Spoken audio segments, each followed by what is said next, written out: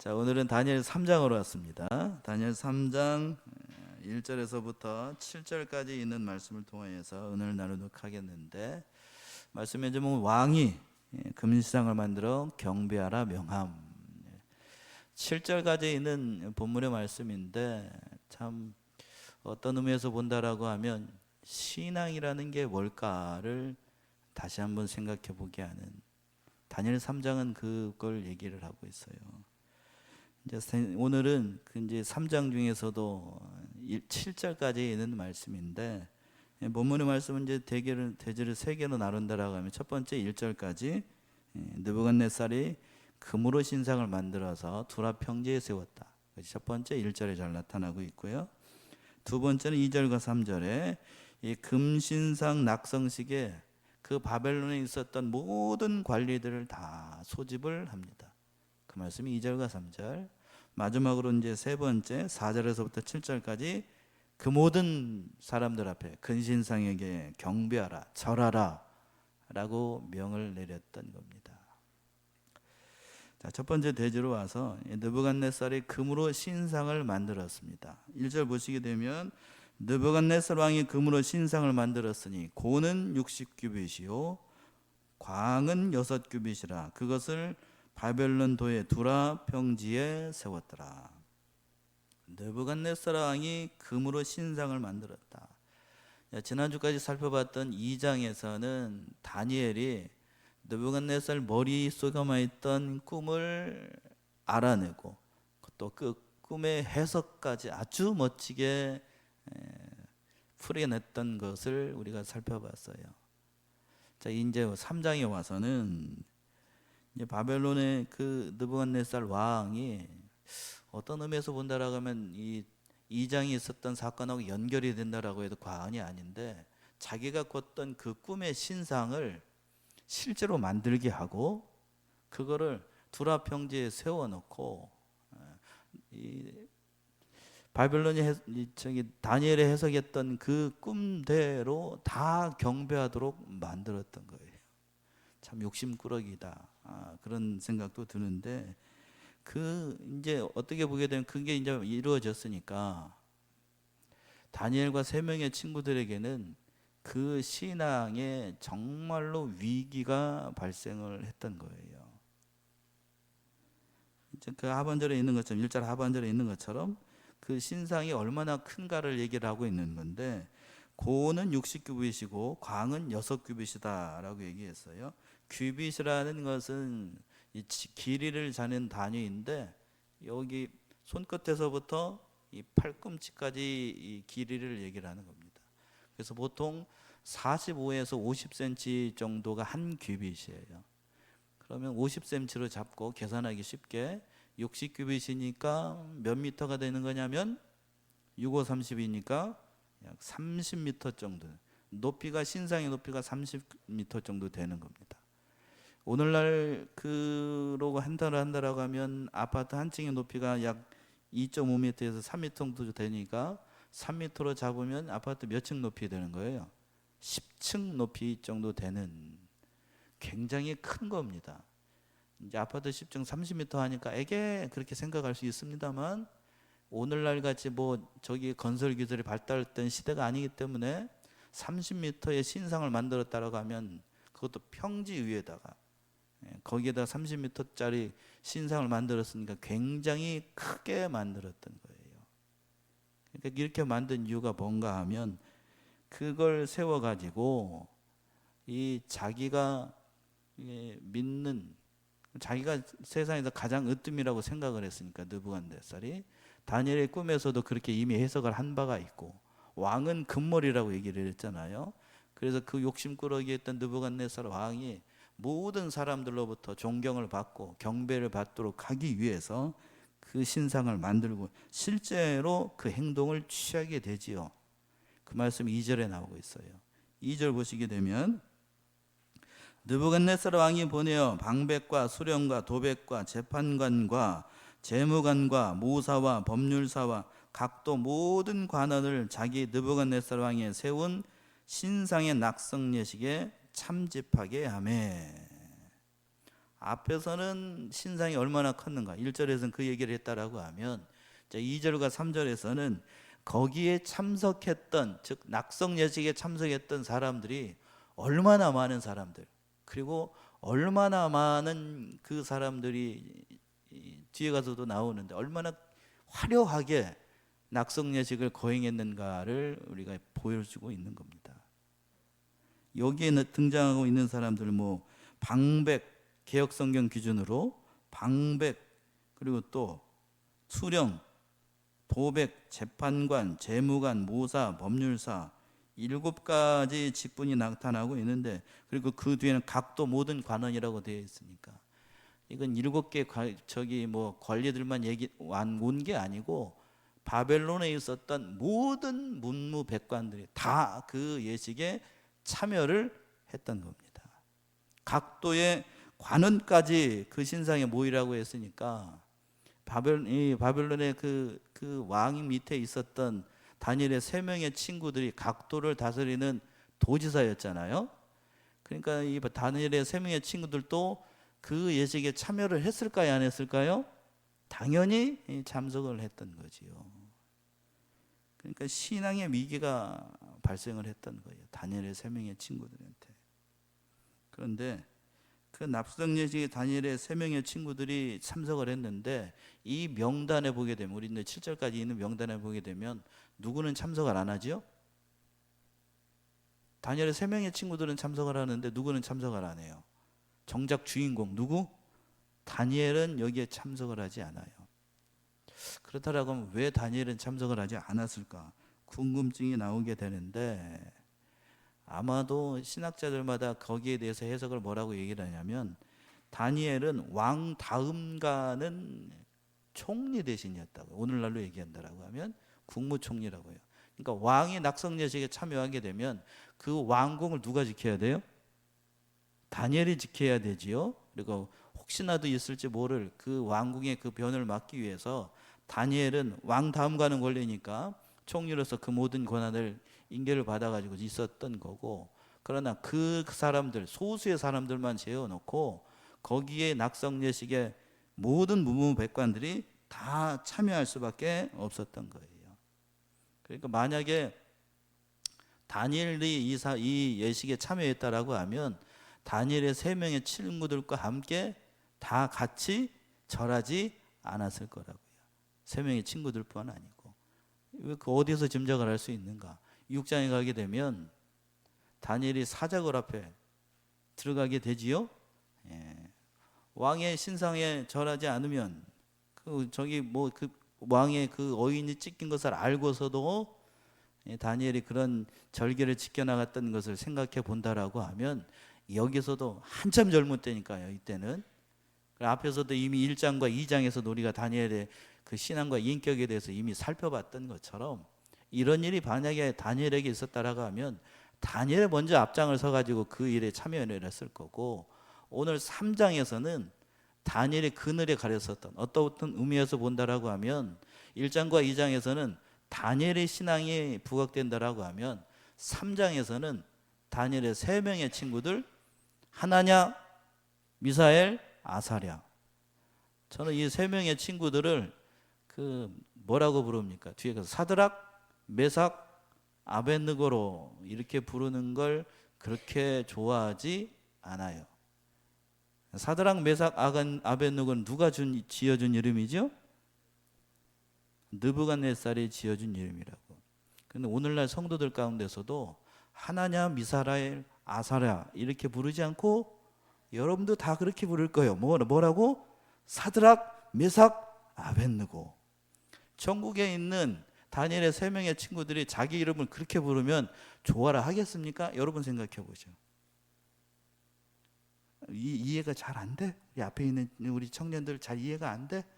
우리 예은이, 예서, 뭐 이렇게 예진이, 효진이 이렇게 이름 부르지 않고 야마모토 뭐라고 이렇게 부르게 되면 이거 좋아라 하겠냐고. 안 좋아하지요? 그러니까 여러분들에게 제가 추천해, 성경에 이름이 있다라고 해서 앞으로 우리는 뭐라고 부르지 말고 사드락, 메삭, 아벳느고. 잘 안 될 겁니다. 우리는 그렇게 다 알고 있어가지고 잘 안 될 것이지만 저도 가끔 그렇게 나와요. 이미 익히 그렇게 배워가지고. 그러나 본문의 말씀 보게 되면 우리는 그렇게 부르면은 좀 신뢰가 되지 않을까. 전 조심스럽게 그렇게 얘기를 해봐요. 어쨌든 이 다니엘의 3명의 친구들에게 자신의 신앙을 시험하게 되는 큰 시험이 찾아왔던 겁니다. 절체절명의 위기의 순간이었어요. 그 3절 돌아와서 3절 보시게 되면 3절 어느 분이 한번 읽어보시겠습니까? 3절.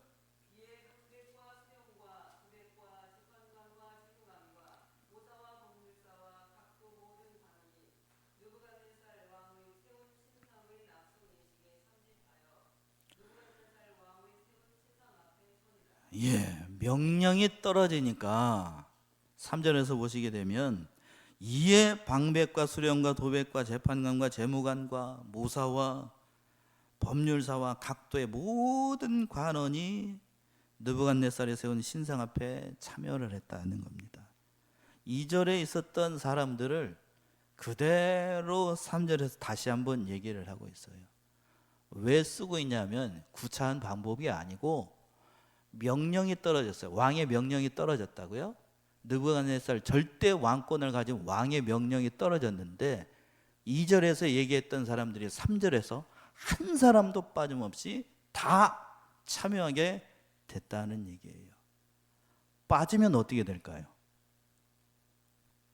이 예식이 빠지면 어떻게 될까요? 예? 빠지면 어떻게 될까? 죽습니다. 빠지면 죽어요. 다른 예가 있는데 그 얘기는 적절하지 않은 것 같아서 제가 굳이 얘기하지 않겠습니다. 이 예식에 빠졌다? 그럼 왕을 능멸하는 죄가 돼서, 좀 다른 얘기를 한다라고 하면 괘씸죄에 걸려서 잘못하면 죽어요. 죽어. 그래서 하나도 빠짐없이 명단에서 얘기한 그 한 사람 한 사람이 다 참여하게 됐던 거예요. 그 사람들이 하반절에 있는 것처럼 느부갓네살 왕이 세운 신상의 낙성여식에 참집하여 느부갓네살 왕이 세운 신상 앞에 다 서게 됐던 겁니다. 이 다니엘이 이렇게 구체적으로 아주 자세하게 이 모든 문무백관들을 다 기록하고 있는 이유는 그만큼 이 3명의 친구들, 다니엘의 3명의 친구들이 자신의 진앙을 지킨다라고 하는 것이 얼마나 어려운 일인가를 다른 방법으로 얘기를 하고 있는 거라고요. 바벨론 도에 있었던 내노라 하는 모든 사람들, 정치 권력, 뭐 우리나라로 얘기한다라고 하면 거기 있었던 문무백관들, 대통령을 비롯해서 장관을 비롯해 가지고 거기에 다 참여하고 있는 거라고요. 이해가 되십니까? 다 참여하고 있어. 다 참여하고 있는데 절하라고 해요. 절을 하기 위해서 그 막강한 권력을 가지고 있는 느부갓네살이 다 소집을 해가지고 지켜보는 앞에서 그 신상 앞에 절하라라고 했을 때에 그 명령을 거스리고 자신의 신앙을 지킬 수 있는 사람이 과연 몇 명이나 되겠는가? 제가 여러분들한테 여쭤볼까요? 여러분들 이렇게 불렀어. 그럼 여러분들 목숨을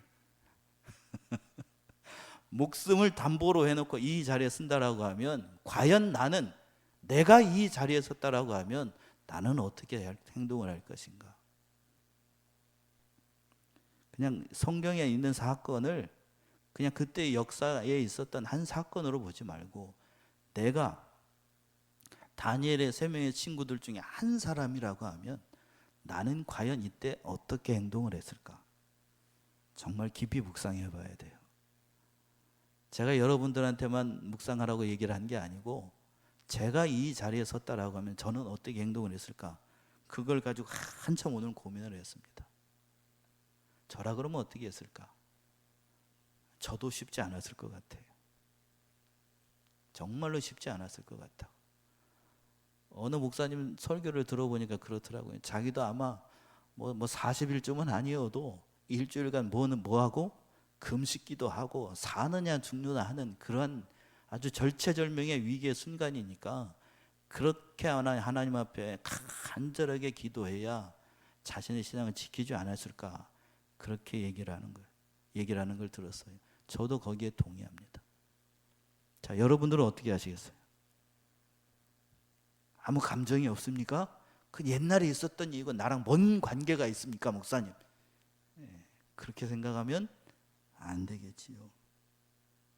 이런 일이 있을 때 정말로 우리는 어떻게 행동을 해야 될 것인가? 자, 지난 오후 예배 때 살펴봤던 말씀 우리가 한번 살펴볼까요? 마태 4장을 한번 가보세요. 마태 4장 8절에서부터 10절 한번 봅시다. 마태복음 4장 8절에서부터 10절. 마귀가 예수님을 시험을 할 때에 마지막 세 번째 시험이 이 시험이에요. 한번 찾아 한번 읽어보세요. 마태 4장 8절에서부터 10절.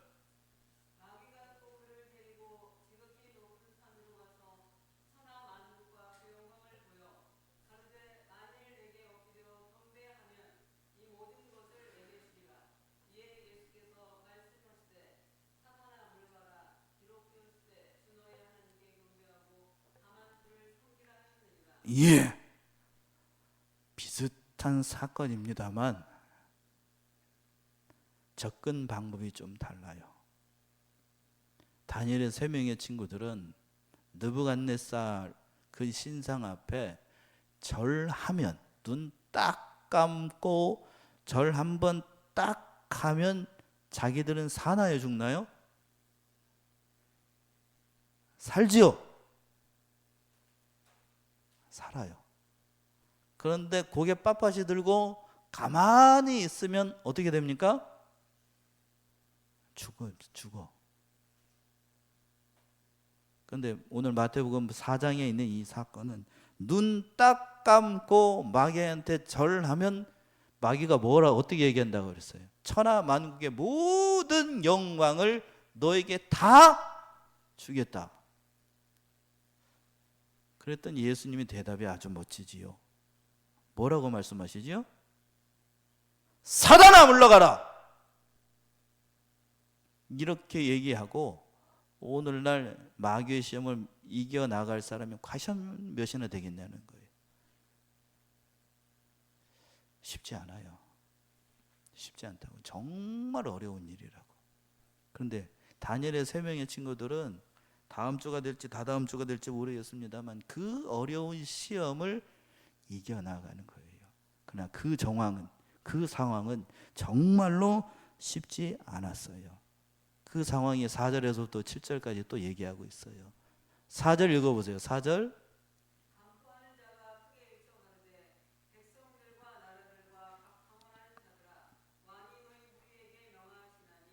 예, 반포하는 자, 즉 느부갓네살 왕의 명령을 반포하는 자가 큰 소리로 외쳤습니다. 이제 4절부터 6절까지는 그 느부갓네살 왕의 명령을 이 반포하는 자가 얘기를 하는 거라고요.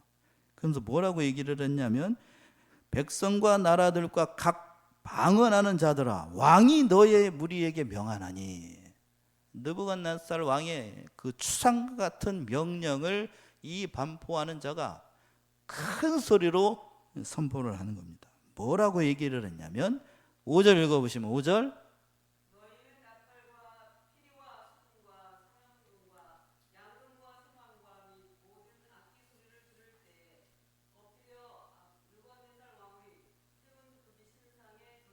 예. 음악 소리가 들리면 음악 소리도 그냥 보통 음악 소리가 아니에요. 5절에서 보시게 되면 너희는 나팔과 피리와 수금과 사면금과 또 뭐라고 그랬어요? 방금과 생황과 및 모든 악기 소리를 들을 때에, 여기서 얘기하고 있는 이 악기들은 바벨론이 가지고 있었던 모든 악기들을 얘기를 하는 거예요. 우리 교회로 얘기한다라고 하면 피아노와 또 뭐하고 이 앞에 저기와 전자 올긴과 그 모든 악기들, 찬양대에 찬양이 올려 펴지면 한 사람도 예외 없이 느부갓네살 왕 그 신상 앞에 뭐 하라고요? 절하라는 거예요. 앞에서 2절과 3절 13에서는 그 화려한 그 사람들, 거기에 참석했던 수많은 문무백관들의 이름이 다 등장을 한다라고 하면, 여기서 5절에서는 바벨론이 가지고 있었던 모든 악기들이 다 등장을 하고 있어요. 그러니까 여기서 준작을 할 수 있는 건 그 신상의 그 낙성 예식에 얼마나 화려하고 멋지게 했는가를 보여주는 거예요. 세상은, 절 좀 보세요. 세상은 이렇게 화려함으로, 멋지고 화려한 것으로 우리의 신앙을 어떻게 할 수 있다는 거예요? 시험한다는 거예요. 앞에서 그랬죠? 사단 마귀가 지극히 높은 곳에 예수님을 올려놓고 나에게 뭐 하기만 하면, 한번 절하기만 하면 세상의 모든 것을 너에게 다 주겠다. 여기서도 마찬가지예요. 온갖 사람들이 다 모여 있는 곳에서, 온갖 악기들이 다 있는 곳에서, 세상 모든 것이 있는 앞에서 거기에 한 번만 절하면 네가 살고 느부갓네살 왕이 주는 모든 것에서 부귀와 영화를 누리게 될 것이다. 이런 달콤한 제안 앞에서 지키지 않으면 뭐가 날아가요? 목이 날아가고, 지키면 자신의 지키지 않으면 어떻게 되는가? 신앙을 지킨다라고 하면 어떻게 되는가? 그럼 한 번 신앙의 양심의 가책은 있겠지만 아주 가늘고 길게 세상에서 부귀 영화를 누리면서 살아갈 수 있어요. 그러나 하나님 앞에 설 때에는 그것이 잘했다 칭찬받지는 못하겠지요. 그러한 위기의 순간에 참 우리는 어떤 모습으로 쓸까? 우리 자신을 돌아보게 돼요. 참 한 사람 한 사람 제가 지명해가지고 여쭤보고 싶습니다만, 그렇게 되면 시험에 들 사람이 혹여나 있을까봐 제가 여쭤보지 못하겠어요. 제일 만만한 우리 우진이한테 한번 물어볼까? 우진아, 좀 이따가 아빠가 맛있는 거 사줄게, 한번 대답해봐. 이런 상황이 되면 어떻게 할래? 꾸벅 절하고 가늘고 길게 살 거야? 아니면 안 하고 그냥 멋지게 화려하게 죽음을 택할 것인가? 아직 우진이 그걸 선택할 만한 나이는 아직 아닐 거예요. 엄마와 아빠의 품에 아직은 그리울 나이니까. 그렇겠지요? 이게 뭔지 잘 모를 거라고. 그러나 이때 다니엘의 3명의 친구들의 나이를 제가 굳이 얘기를 했어요. 몇 살 정도 된 나이라고. 이때가 18. 우리 예서하고 예은이가 그쯤 되지요? 예. 뒤에 가서 제가 끝나고 나서 물어볼게. 지금 얘기 물어보면 좀 저기 하니까. 예. 이런 상황이 되면 어떻게 될까? 쉽지 않을 거라고요. 그런데 그 수상과 같은 명령 앞에서 우리는 과연 어떻게 할까? 본문 돌아서 6절 보시게 되면, 6절 한번 보세요. 6절 읽어보세요.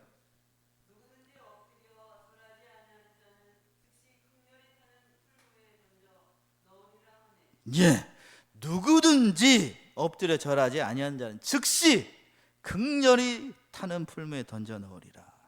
한 사람도 예외 없이, 누구도 예외 없이 다 이 신상 앞에 절해야 된다는 얘기예요. 하지 않는 자들은 어떻게 되는가? 어디에 던진다고요?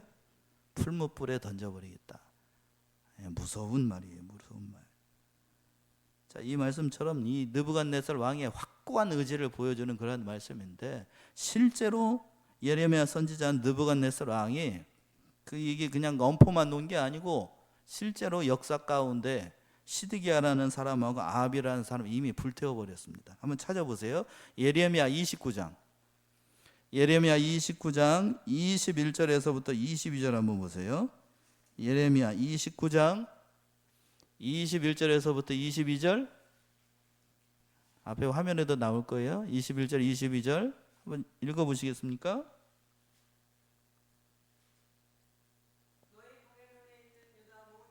29장 21절 22절.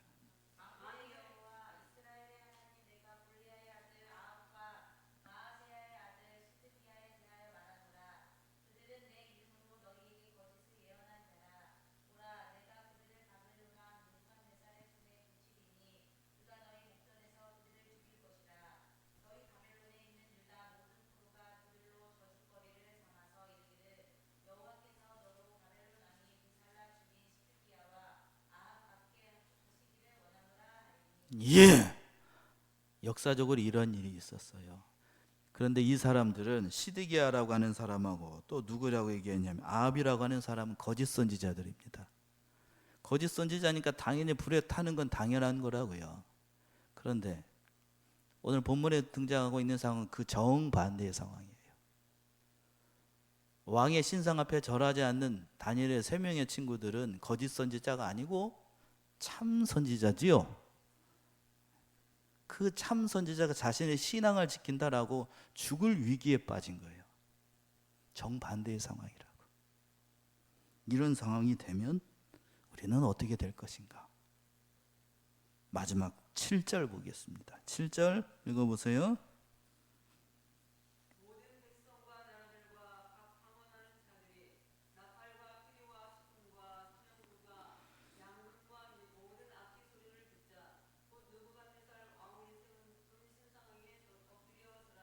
예, 백성과 나라들과 각 방언하는 자들이 나팔과 피리와 수금과 사면금과 양금과 및 모든 악기 소리를 듣자. 말씀한 대로 반포자가 선포한 대로 악기 소리가 들리자 거기에 있었던 느부갓네살 왕이 세운 신상 앞에 있었던 모든 사람들이 다 엎드려 절했습니다. 한 사람도 예외가 없이. 단 3명만 그 신상에 절하지 않았어요. 그 사람들이 누구요? 다니엘의 3명의 친구들. 사드락, 메삭, 아벳느고 이렇게 얘기하지 말고 하나냐, 미사엘, 아사랴. 이 4명의 친구들만. 다른 사람들은 다 꾹뻑 절하고 있는데 3명의 친구들만 저처럼 막대기처럼 딱 하고 서 있는 거예요. 그러니까 다른 사람들은 다 절을 하고 있는데 그 3사람만 이렇게 똑바로 서 있으니 그 모든 행동이 도드라지겠지요. 다 보인다고. 다 보여. 3명만 쓰지 않으니까 그냥 얘기할 것도 없어. 그냥 하나 둘 셋 딱 드러난 거예요. 딱 드러난 거. 8절에서 나오는데 그 일 때문에 이 다니엘의 3명의 친구들이 참소를 받아서 죽을 위기에 놓이게 된다는 얘기입니다. 정말로 그러니까 이 말씀 속에서 신앙을 지킨다라고 하는 것, 참 진리를 지킨다라고 하는 것, 그것이 과연 어떠한 길인가를 우리에게 말씀해 주고 있어요. 한 군데만 찾아보고는 말씀 마칠까요? 마태복음 7장. 마태 7장 13절 14절 예수님께서 분명히 이렇게 말씀하셨습니다. 같이 한번 합독해 봅시다. 마태 7장 13절 14절 시작. 좁은 문으로 들어가라. 멸망으로 인도하는 문은 크고 그 길이 넓어 그리로 들어가는 자가 많고 생명으로 인도하는 문은 좁고 길이 협착하여 찾는 이가 적음이니라. 아멘이십니까? 누구보다도 말씀을 잘 배웠습니다. 우리가 이걸 모르는 사람 여기 앉아있는 분들 가운데 한 사람도 없을 거예요. 그러나 이 말씀을 내 인격과 신앙을 걸고 지키려고 하는 사람은 많지 않습니다. 예수님의 마태복음 7장 산상수훈의 말씀, 이 말씀을 현대를 살아가고 있는 크리스찬 가운데 모르는 사람 한 사람도 없다니까요. 그러나 이걸 정말로 내 인격과 내 모든 걸 지키고 그 모든 걸 내려놓고 지킨다라고 하는 사람 과연 몇 명이나 될까? 목사인 저도 장담할 수 없어요. 좁은 문으로 들어가라. 멸망으로 인도하는 문은 크고 그 길이 어떻다고요? 넓어요. 그래서 넓어서 그리로 들어가는 자가 어떻다고요? 많아요. 많아. 그러나 생명으로 인도하는 문은 좁고 길이 어떻다고요? 협잡해서 찾는 이가 적습니다. 오늘 본문의 말씀 그대로잖아요.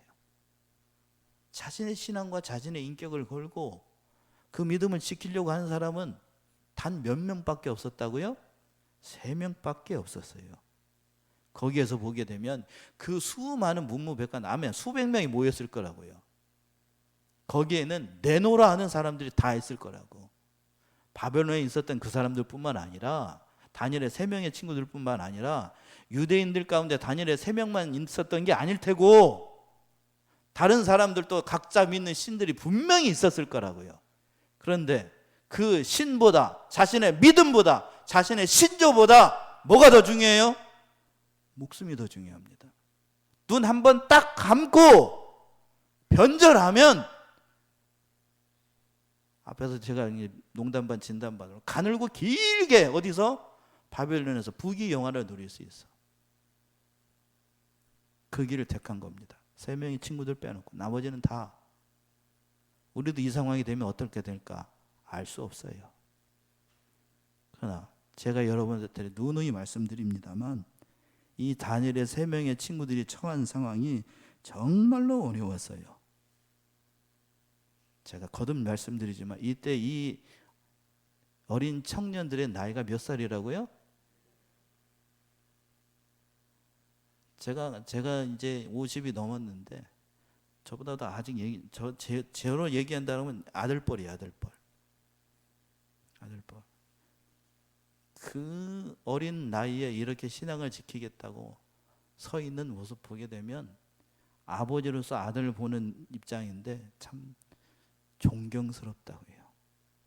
내 아들이 내 자식이 그런 모습으로 서 있다라고 하면 여러분의 아들과 딸이 그 자리에서 그렇게 서 있다라고 하면 여러분은 아마 그 자리에서 아마 펑펑 울지 않을까 싶습니다. 어떤 의미에서 펑펑 우나요?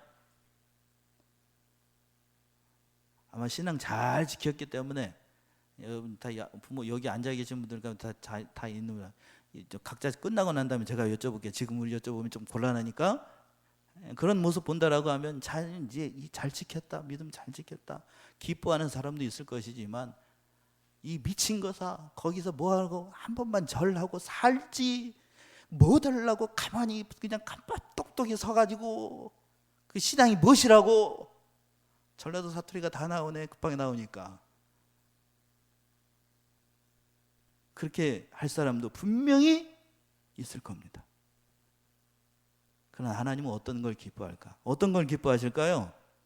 다니엘의 3명의 친구들과 같은 사람들 이런 사람들을 기뻐할 거라고요. 참 우리 이런 모습 속에서 제가 좀 무겁고 무서운 표현으로 한 것 같습니다만 우리 자신을 좀 돌아보고 내가 과연 이 상황이 된다라고 하면 어떠한 것을 선택을 할 것인가? 죽음을 선택할 것인가? 아니면 타협을 선택할 것인가? 우리가 이미 성경을 알고 있습니다. 다니엘의 3명의 친구들은 뭘 선택을 했어요? 차라리 죽는 걸 선택을 했습니다. 그런데 죽음을 선택했을 때 풀무불에 들어가는 걸 선택을 했을 때 하나님이 그들을 죽게 냅둬 주셨는가? 그렇던가요? 아닙니다. 놀라우신 인간 지각의 뛰어난 역사로 다니엘의 3명의 친구들을 살려주실 뿐만 아니라 뒤에 가서 나머지 다음 시간에 살펴보겠습니다. 감히 인간으로서는 경험할 수 없는 분을 어디에서? 풀무불 한가운데에서 만나게 하셨어요. 그분이 누구이실까? 다음 시간에 살펴보겠습니다. 기도하겠습니다.